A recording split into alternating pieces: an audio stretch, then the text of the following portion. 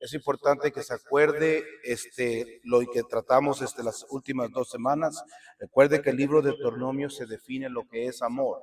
La Biblia dice en el Nuevo Testamento, en el libro de Juan, Dios es amor, pero las personas, mucha gente no sabe qué es el amor que Dios está definiendo. El libro de Deuteronomio define lo que es amor. Amor es amar a Dios a tal punto de querer obedecer sus estatutos, sus mandamientos, de enseñarle la palabra de Dios a nuestros hijos, de repetírselas a ellos en la mañana, en el día, en la noche, al dormir, de escribirla en las paredes, de escribirla en medio de nosotros, repetirlas y repetirlas y repetirlas. El libro de Deuteronomio es el libro que más citó el Señor Jesucristo, el que más hizo referencia, por decirlo así, es el libro favorito del Señor Jesucristo. Así que si queremos saber lo que el Señor estaba enseñando, tenemos que ir al libro de Deuteronomios. El libro de Deuteronomios no tan solo define amor, define lo que es el camino. ¿Cuál es el camino? El camino derecho. El camino es obedecer la palabra de Dios, los mandamientos, los estatutos que llevan a una vida apartada, que llevan a una búsqueda y entrega de santidad a Dios. Eso es lo que es amor, eso es lo que es justicia, eso es lo que es seguir el camino de Dios. Y es importante porque cuando la gente estudia la palabra de Dios, especialmente el Nuevo Testamento, no hace las conexiones por qué Jesús está diciendo eso. ¿Por qué Pablo está diciendo eso? O Pedro, o Simón, o Lucas, o Juan, o otros autores. Y todos están haciendo referencias primero a Moisés y luego a los profetas. Es la manera que Jesús y los apóstoles interpretaban la palabra. Primero se comienza con Moisés, los profetas y luego el resto. Esta semana la porción se titula Jueces, y si ha tenido la oportunidad de leerla, tiene que ver con jueces. El libro de Deuteronomio puede ser dividido en 3 diferentes secciones. Los primeros 11 capítulos del libro hablan de la apertura de Moisés. Está enfrente de una nueva generación que se ha levantado en el desierto y van a cruzar el Jordán y van a entrar a la tierra prometida que Dios les ha prometido. Los primeros 11 capítulos de este libro, Moisés les está recordando, acuérdense lo que Dios le dijo a sus padres. Acuérdense lo que Dios le prometió a sus padres. La bendición de Dios, todo el mundo la quiere, pero la Biblia dice que la bendición solamente viene si decides obedecer, y la maldición viene si decides ignorarlo, la palabra, o si decides quebrantarlo. Dios bendice al que quiere obedecer y Dios maldice al que se hace de la vista gorda, como decimos en México. La segunda porción en el libro de Deuteronomio tiene que ver con el capítulo 12 al capítulo 24 y es una colección de leyes o instrucciones, enseñanzas, donde Dios comienza a enseñarle al pueblo cómo tratarse uno al otro y cómo amar a Dios. En cierta ocasión le preguntaron al Señor Jesucristo, un escriba le preguntó, maestro, le dice, ¿cuál es el más grande de todos los mandamientos? Y el Señor Jesucristo le dice, amarás al Señor tu Dios y amarás a tu prójimo como a ti mismo. Y luego dice, en estos 2 mandamientos están todos los mandamientos que Moisés y los profetas compartieron con ustedes. Y es importante que entendamos lo que dijo el Señor Jesús, porque aquí miramos una gran colección. En esta colección de leyes, algunas son aplicables para nosotros en el día de hoy, otras no se pueden aplicar. A las que se pueden aplicar, tratemos de vivirlas. Las que no se pueden aplicar, hay leyes que son solamente para mujeres, hay instrucciones que son solamente para hombres, hay instrucciones que solamente son para la tribu de David. Así que uno tiene que mirar a quién se está dirigiendo ciertas instrucciones. El trabajo del discípulo de Jesús es de querer y buscar la forma de obedecer los mandamientos del Señor, que ya al final de la jornada, esto es lo que manda a la gente para un lado y para otro. La tercera parte del libro de Deuteronomio está del capítulo 24 al capítulo 34, y aquí Moisés se encuentra ya enfrente de la generación que va a entrar a la tierra prometida y les está dando su discurso final. Les está dando sus últimas instrucciones. El Señor ya le había dicho a Moisés, tú no vas a entrar. Tú desobedeciste, eras parte del liderazgo, desobedeciste y golpeaste la piedra 2 veces y te dije que la golpearas una sola vez. Y si te perdono a ti, muchos rabinos piensan que si Dios perdonaba a Moisés, Él estaba bajando el estándar de liderazgo. Dios nos pide tener un estándar alto, nos pide excelencia, nos pide un amor por Él, que Él sea lo más importante de nuestras vidas, Él, porque un día vamos a estar delante de Él, no delante de la gente, no delante de la sociedad o el presidente o la familia, vamos a estar delante de Él, y estas palabras que estudiamos y que escribió Él por medio de Moisés y los profetas y los escritores del Nuevo Testamento son las que nos van a juzgar, son las que nos van a pesar, y vamos a estar algunos felices, otros van a estar apretados, y usted no quiere estar en esa situación.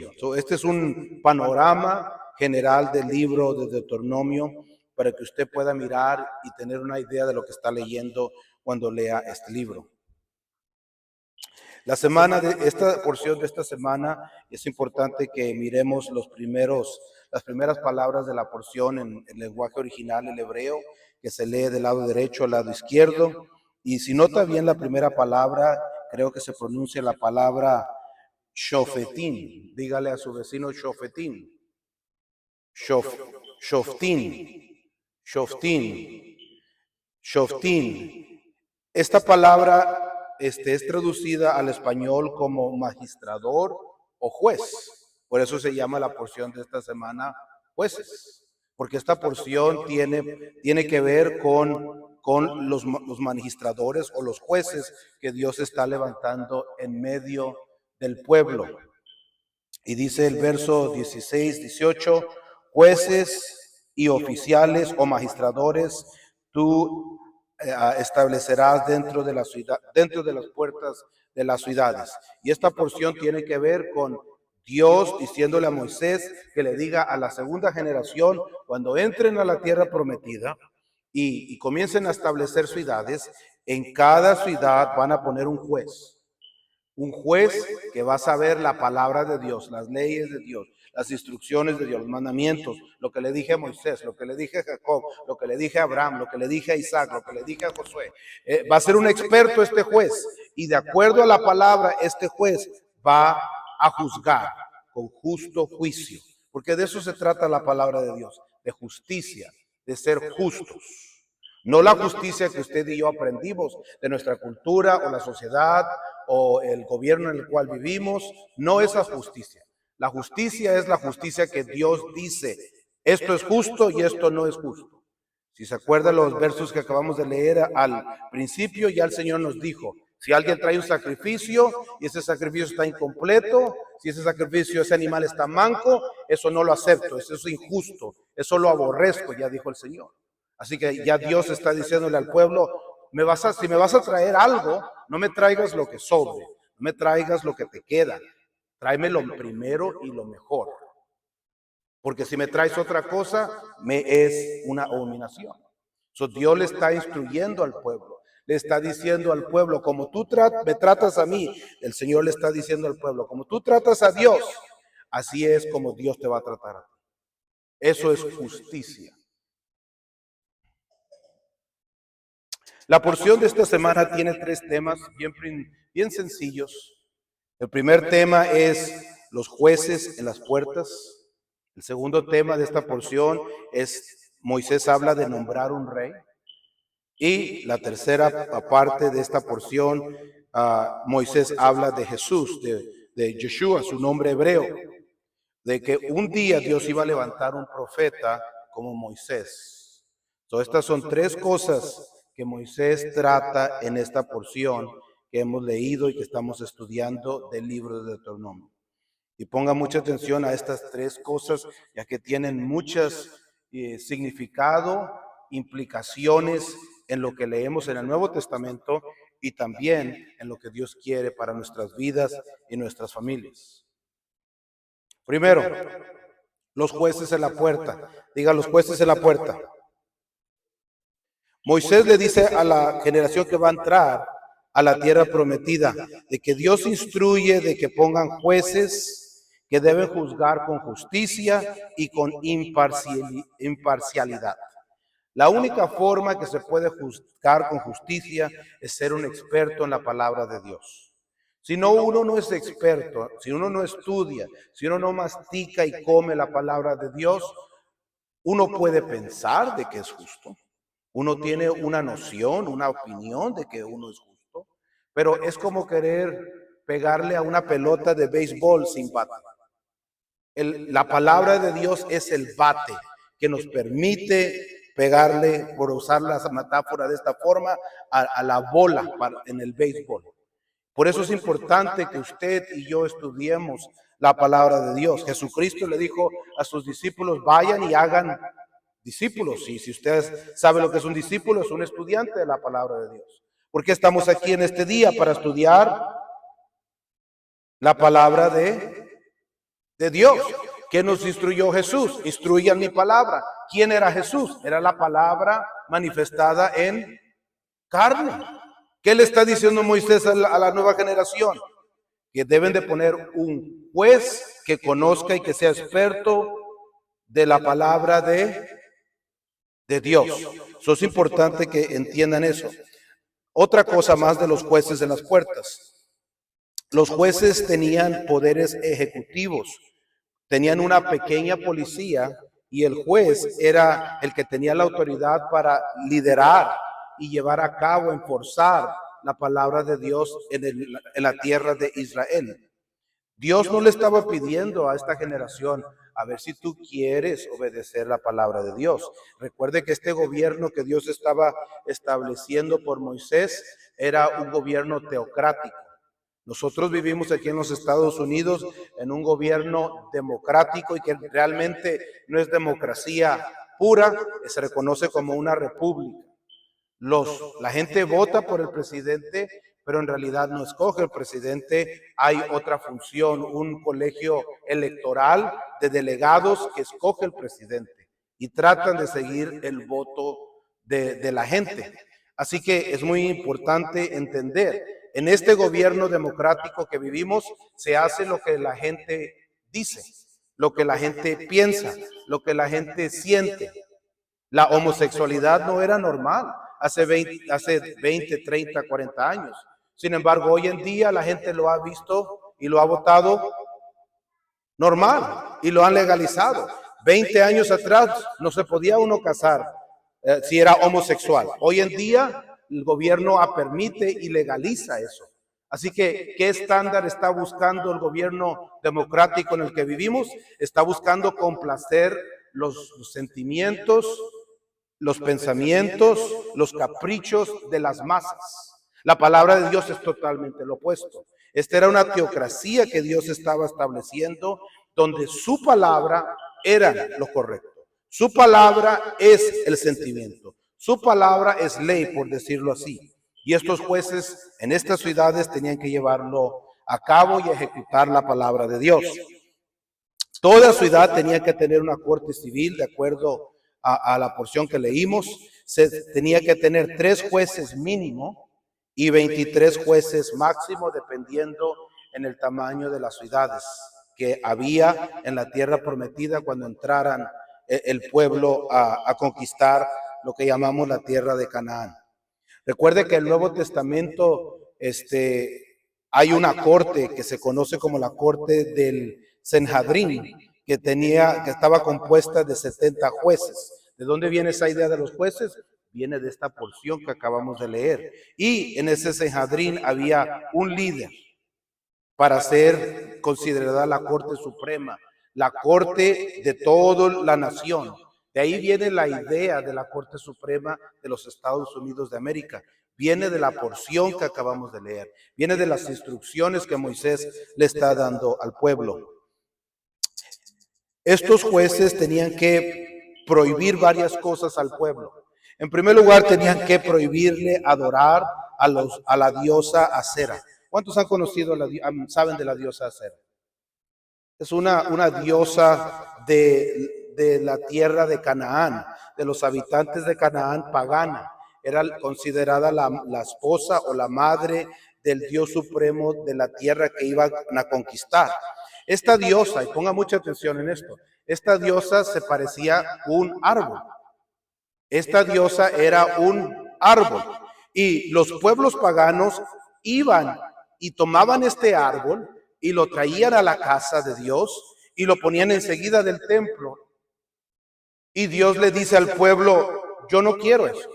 Yo soy el único que lo sacó de Egipto. Yo no quiero que adoren ningún árbol. Yo no quiero que traigan un árbol dentro de mi casa. Yo no quiero que se hinquen o que adoren o que hagan cualquier cosa a esta diosa ajena. Estos jueces tenían ese poder ejecutivo de prohibirle a la gente adorar a los árboles. ¿Dónde se practica eso en el día de hoy? Porque todo lo que vivimos hoy en día en el mundo actual viene de la antigüedad. La vida a través de las sociedades, uno parece que está avanzando, pero si uno estudia la historia y la ciencia se da cuenta de que uno está viviendo en un ciclo. Está viviendo lo mismo otra vez y otra vez y otra vez. ¿Dónde ha visto usted que la gente adora un árbol? ¿Dónde ha visto usted que los árboles entran a la casa? Es algo muy interesante porque Dios le dice a los jueces, dile al pueblo que esto está prohibido. No traigan el árbol, no adoren el árbol, no decoren el árbol porque es una diosa.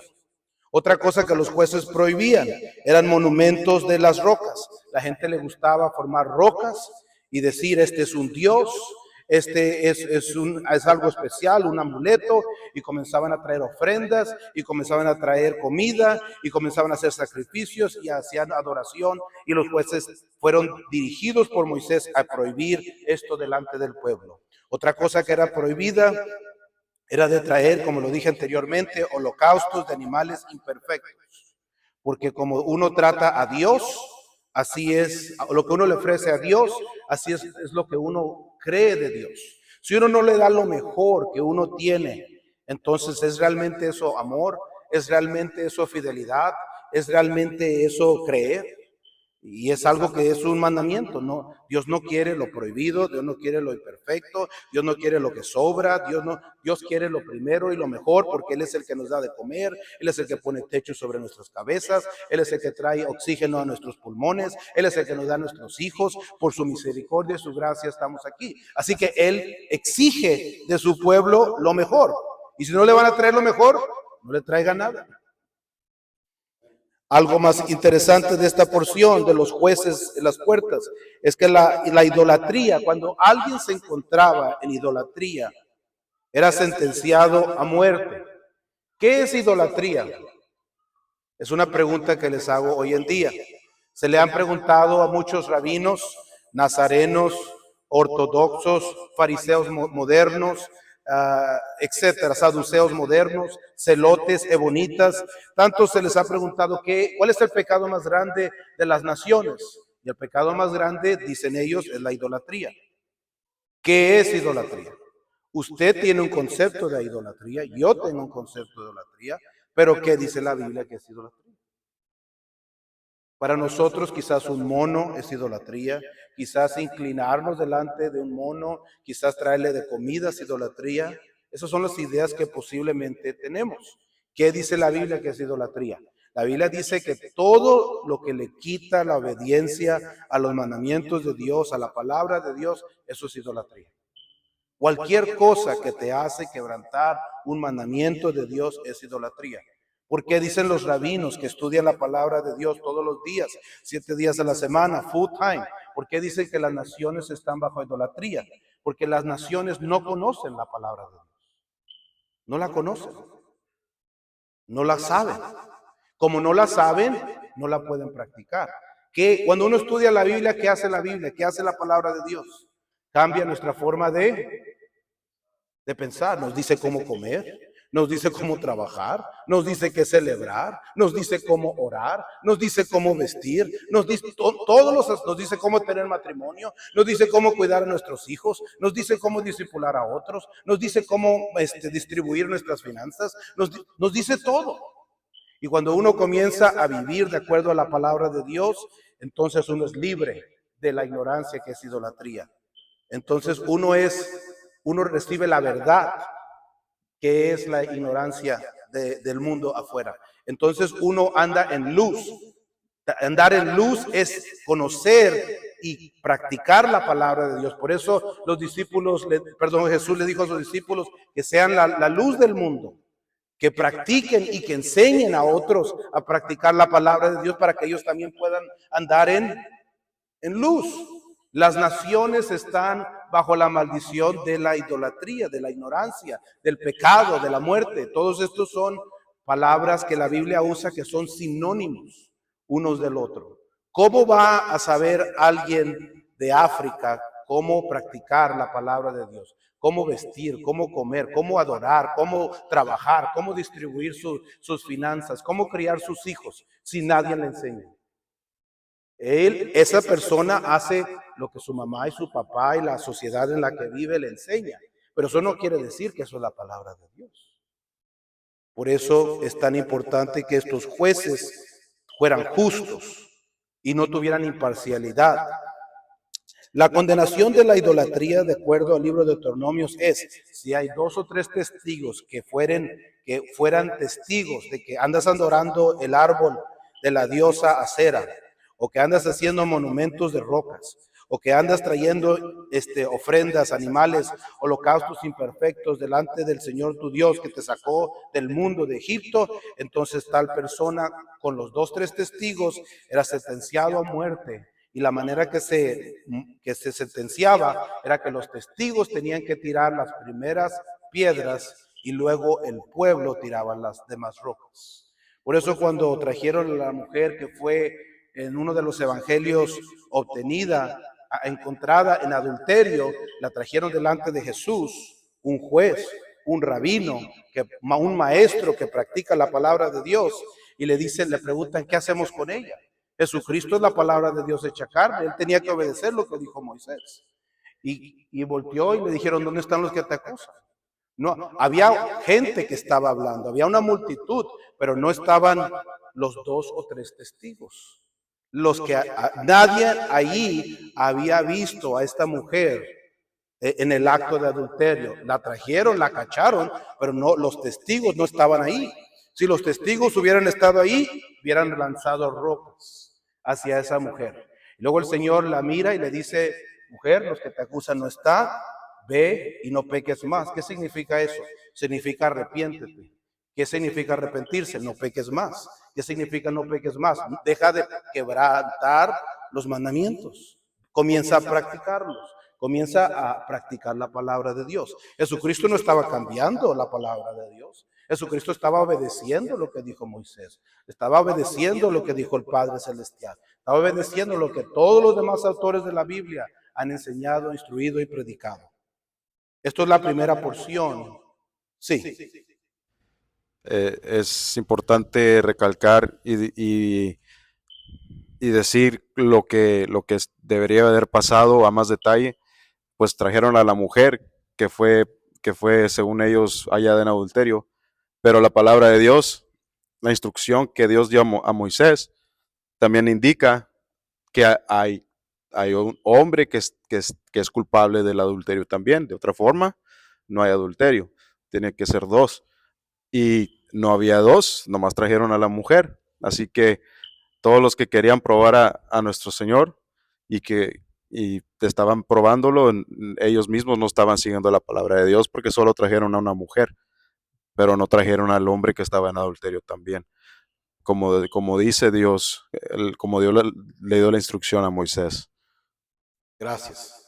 Los jueces en las puertas son muy importantes y Moisés le está diciendo, Dios le está diciendo a Moisés y Moisés le está repitiendo al pueblo, cuando entren al pueblo, esto es lo que van a hacer en cada ciudad. 3 jueces mínimo, y 23 máximo, etcétera, etcétera.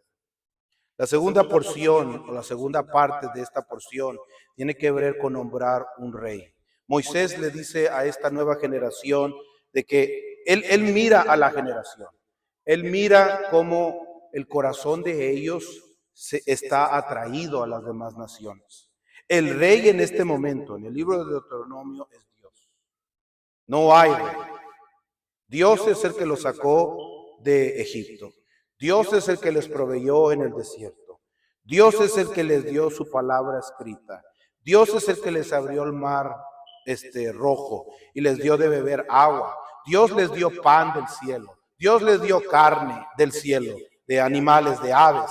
Dios permitió que sus ropas nunca se envejecieran por 40 años. Imagínese usted con la misma ropa, 40 años. Dios hizo todo eso por ellos. Pero Moisés mira que el pueblo es atraído a las demás naciones, quiere ser como las demás naciones y entiende y les dice, un día ustedes van a escoger un rey físico, un hombre que los dirija a todos ustedes. Y cuando llegue ese momento, tienen que, primeramente, el rey que escojan tiene que ser un hebreo. Ese es el primer requisito de que Moisés le da al pueblo.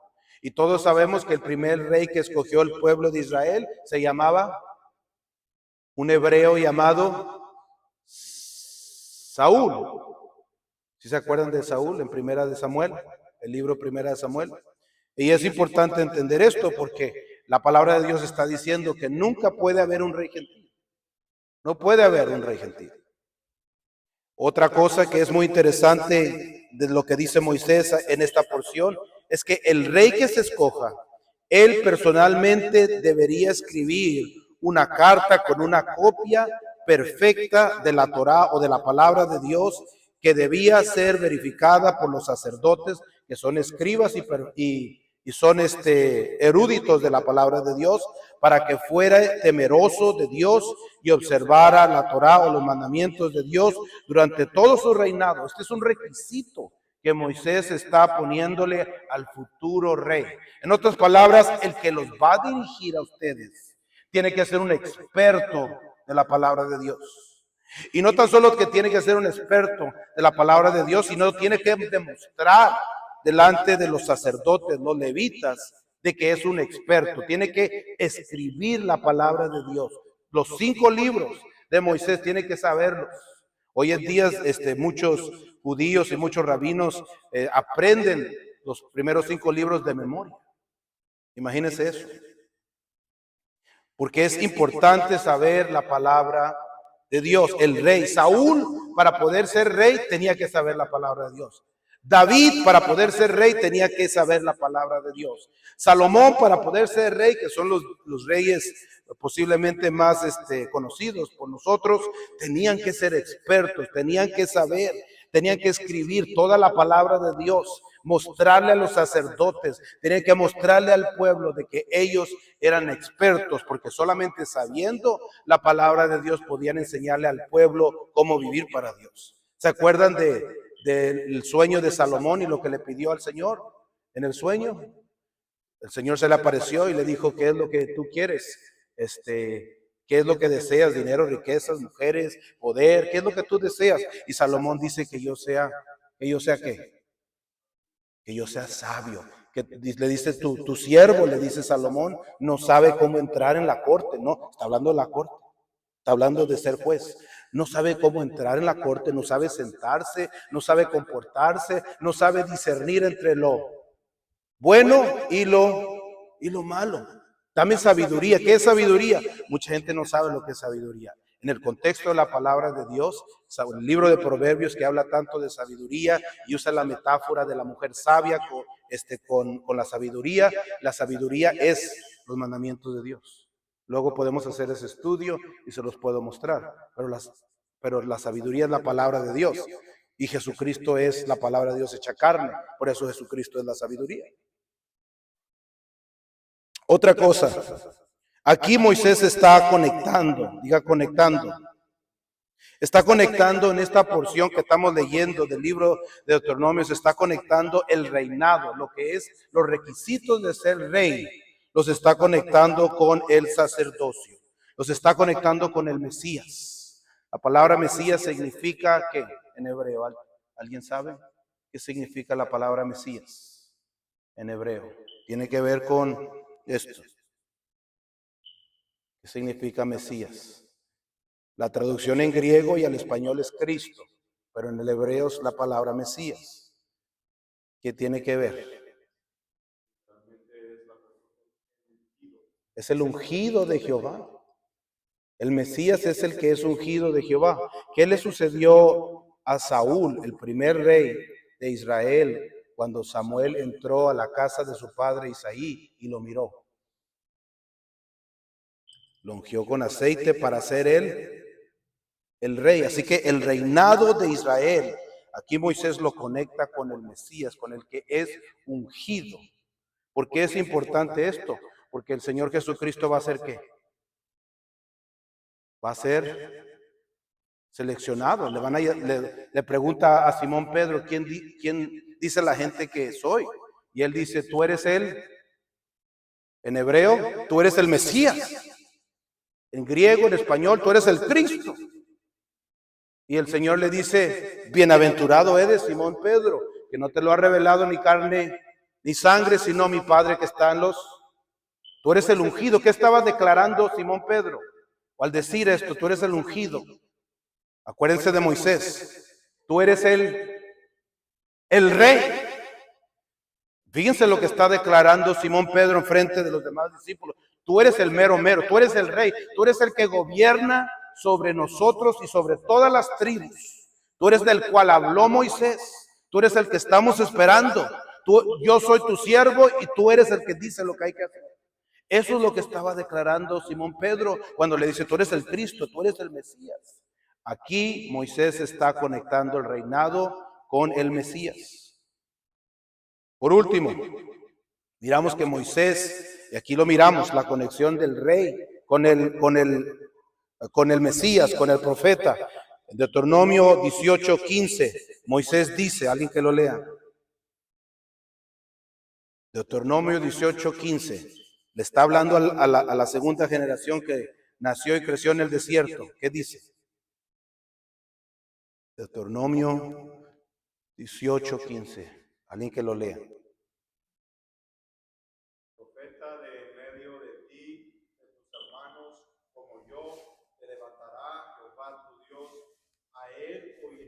Ok, vamos a ver, Moisés acaba de hablar de jueces.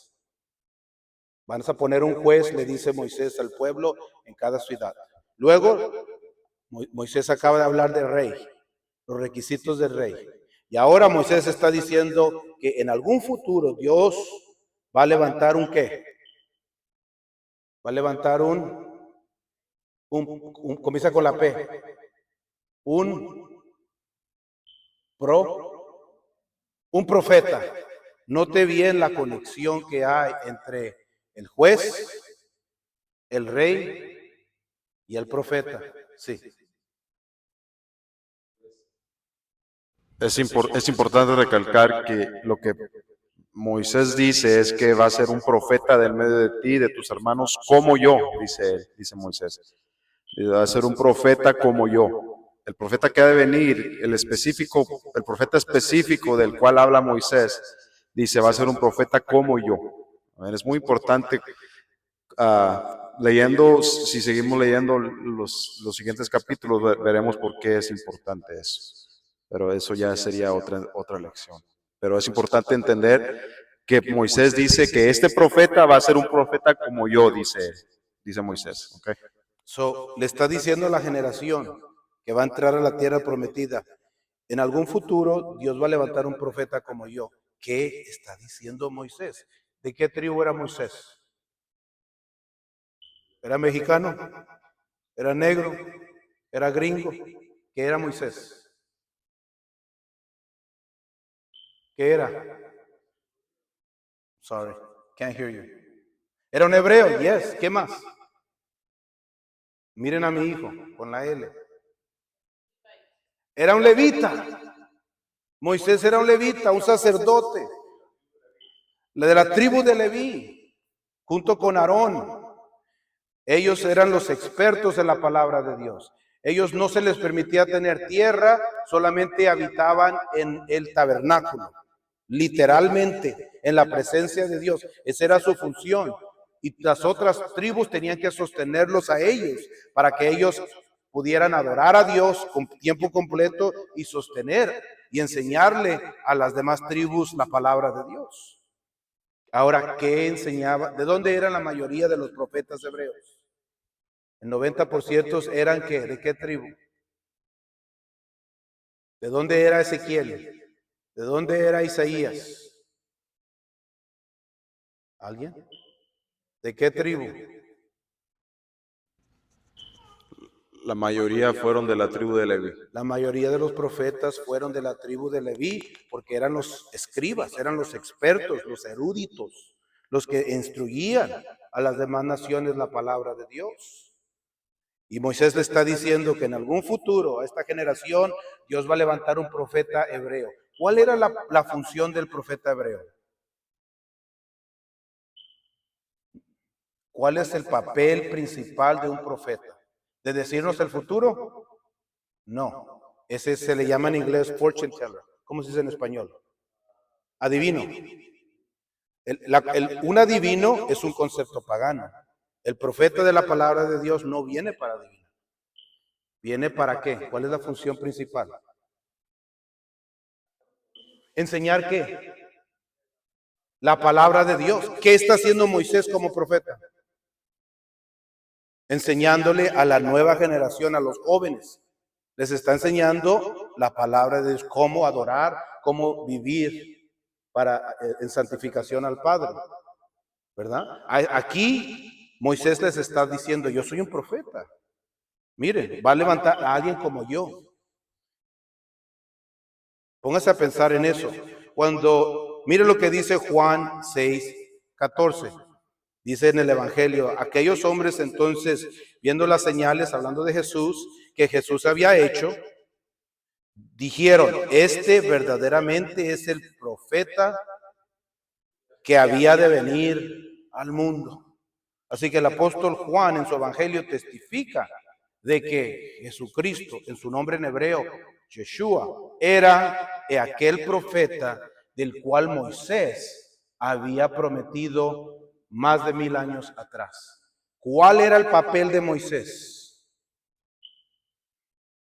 con el pueblo?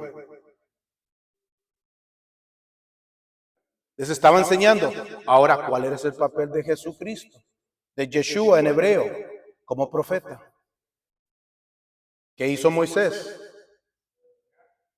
¿Qué hizo Jesús? Lo mismo. Moisés vino para enseñarle al pueblo cómo adorar y llegar al Padre. Jesús vino como profeta para enseñarle al pueblo y a las naciones cómo llegar al Padre. Está haciendo la misma función de Moisés.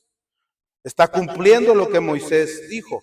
Por si quedan dudas, Hechos capítulo 3, 22 y 23, Pedro, el discípulo, el apóstol Pedro, identifica a Jesús o su nombre hebreo, Yeshua, como el profeta en Hechos capítulo 3, 22 a 23. Pedro dice, este era el profeta, este es el cual Moisés habló. Esteban, uno de los diáconos del libro de los Hechos, escrito por Lucas, identifica a Jesucristo como el profeta del cual Moisés habló, Hechos 7, 37 al 38. Ahora, ¿qué hay de especial en Moisés? Por si ustedes no lo saben, no todos los profetas tienen el mismo rango. Repito, no todos los profetas tienen el mismo rango. ¿Cuál es el profeta más importante? ¿Y por qué? ¿Alguien? Y ahorita les voy a mostrar por qué. ¿Cuál es el profeta más importante? ¿Alguien? A ver, alguien aparte del hermano Jorge. ¿Con quién? Okay. ¿Alguien más? ¿De quién habló Jesús? De Moisés. Moisés es el profeta más grande. ¿Por qué? ¿Qué hace a Moisés y a Jesús diferente a los demás profetas? Hermanos, está muriendo, por favor. Ok, hermano Espinosa. ¿Era manso? Gracias. ¿Alguien más? Sí.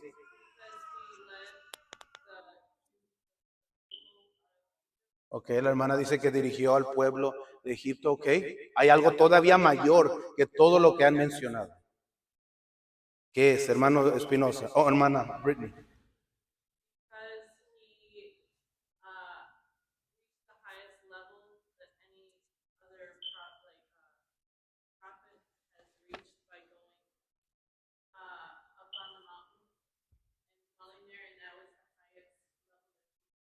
Moisés sí alcanzó un nivel que nadie más, aparte de Jesús, alcanzó.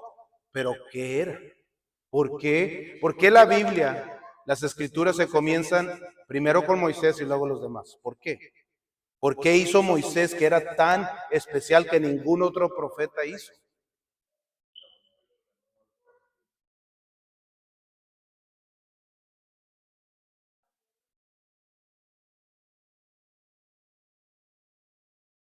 Ok, gracias hermana. Yes, sí. Y sus discípulos, ok.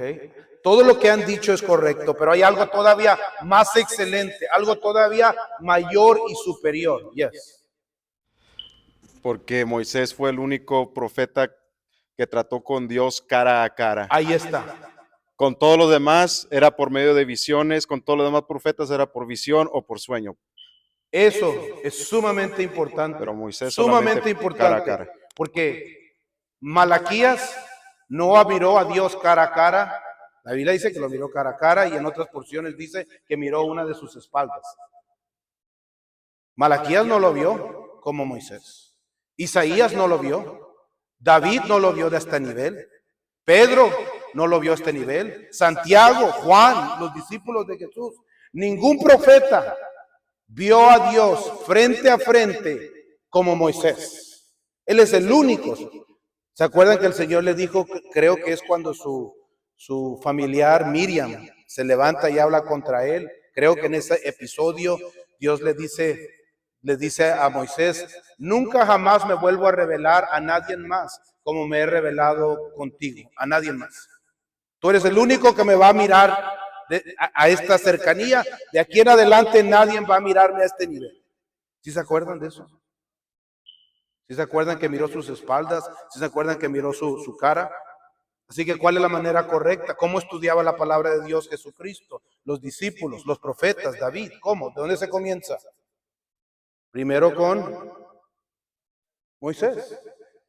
Y luego lo demás. Todo tiene que ver con el que miró a Dios primero cara a cara o las espaldas del Señor. Es su presencia. Para entender la palabra de Dios, es la manera correcta de estudiar la palabra de Dios. Es como Jesucristo la estudiaba. No, hoy en día hay muchas ideas y muchos libros y tantas cosas, pero le estoy diciendo cómo estudiaban los discípulos, los apóstoles y Jesucristo y los profetas y los reyes la palabra de Dios.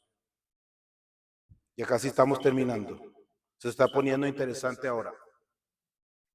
Moisés habla de que Jesús es el profeta como Moisés. Son demasiadas similitudes en las escrituras, en toda la Biblia, que encontramos entre Moisés y Jesús, o Yeshua en hebreo.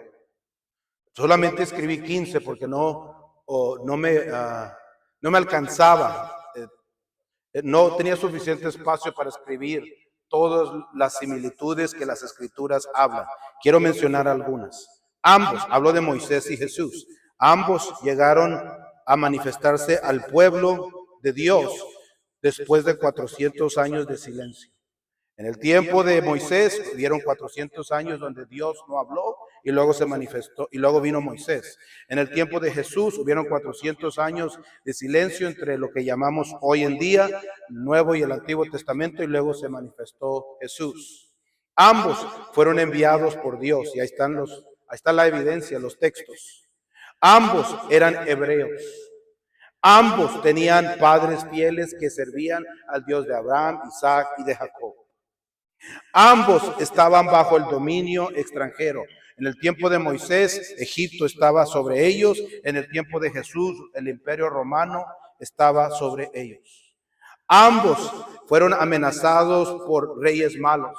Moisés fue amenazado por el faraón, pero Jesús fue amenazado por el rey Herodes. Ambos crecieron en Egipto y fueron protegidos. Moisés, sabemos que creció con la hija de Faraón y fue protegido, y Jesús fue protegido de la misma forma, porque José le dijo a su esposa en la noche, de parte de un ángel, levántate y vámonos para Egipto. Ambos rechazaron ser reyes en sus vidas. Moisés estaba en la línea para convertirse en el rey faraón, pero no quiso, no se sentía egipcio y no se sentía hebreo. Así que fue al desierto y Dios se le apareció. ¿Sí se acuerdan? Y Jesucristo también era el Mesías, era el Cristo. Pedro lo descubrió y le dijo, tú eres el Cristo, tú eres el Mesías, tú eres el Rey de Israel. Y el Señor Jesucristo, dicen los evangelios, que caminó, se apartó de ellos para que no lo coronaran, para que no lo reconocieran. Y era el Rey. No era su tiempo, gracias. Ambos fueron a la montaña de Dios para liberar a Israel. Moisés subió a la montaña Sinaí y Jesucristo también subió a la montaña Sión. Ambos fueron rechazados por otros hebreos. Dijeron, a Moisés no lo aceptaron algunos y también no aceptaron a Jesús otros hebreos también. Ambos fueron aceptados por gentiles. Moisés fue con los medianitas, y de ahí agarró unas esposa, ¿se acuerdan? Él era gentil. Y también Jesucristo también se encontraba en Galilea. Galilea está en el norte, el reino del norte era gentil. Y allí Jesucristo pasó más tiempo con los gentiles que con los judíos o los hebreos rabinos del sur, del reinado del sur. Ambos fueron criados por su familia. Ambos conocieron a Dios directamente.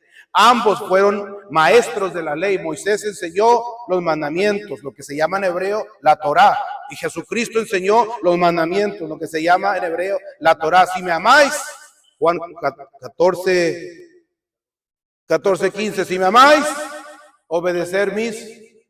Y está repitiendo lo que dijo Moisés tantas veces en el libro de Deuteronomio y los profetas en otras partes de las Escrituras. Ambos revelaron el nombre de Dios.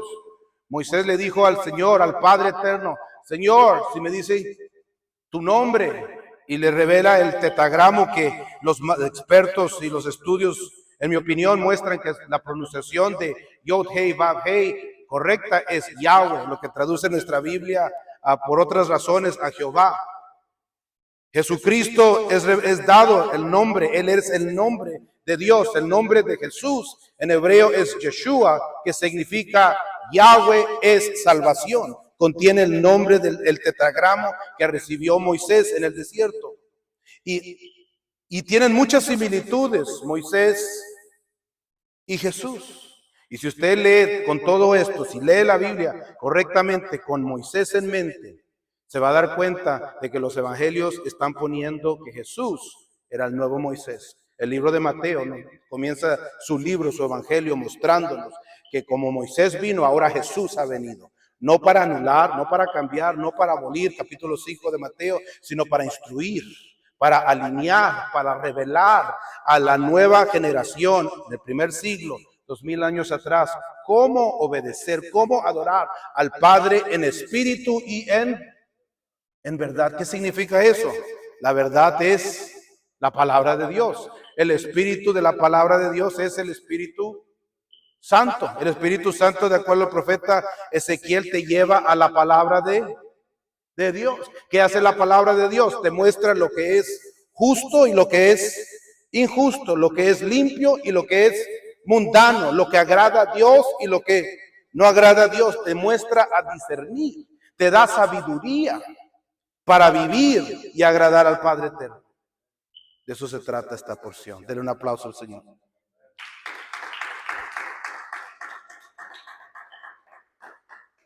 Recuerde, Jesucristo es el juez y Moisés lo dijo en esta porción.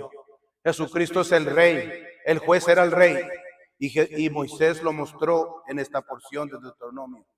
Jesucristo no tan solo es el juez y no tan solo es el rey, sino que también es el profeta. Jesucristo, en otras palabras, tenía más de una sola función.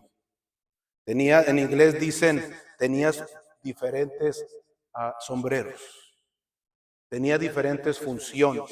Era juez, era rey, era el Cordero de Dios, era el profeta de Dios, era la palabra de Dios, era la verdad, es la justicia, es la luz, etcétera, etcétera, etcétera. Ahora entiende por qué los discípulos de Jesús mencionan estos atributos de Dios cuando hablan de Jesús, porque Jesús es la revelación de aquel Dios que habló con Moisés. Él es el que le dio la palabra de Dios escrita en el dedo de Dios en las dos tabletas a Moisés. Es el mismo. En el libro de Santiago me encanta una frase. Es dice el apóstol Santiago, es el dador de la ley. He's the lawgiver. Dice. Póngase de pie en esta tarde. Vamos a orar en este día.